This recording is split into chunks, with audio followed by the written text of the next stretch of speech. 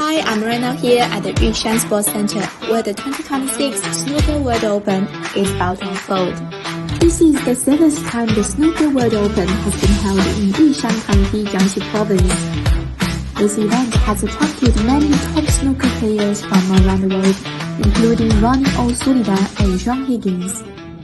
It is a great honor to be here in Yushan. We first staged a major world ranking event here in 2016, and Yushan has become one of the favorite locations on our global circuit for all players and officials.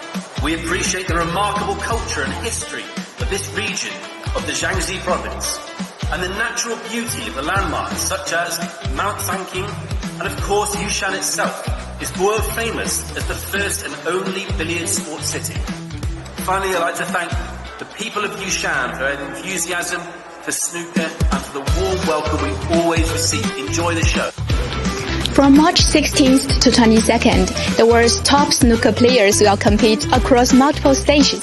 Let's look forward to this spectacular snooker feast.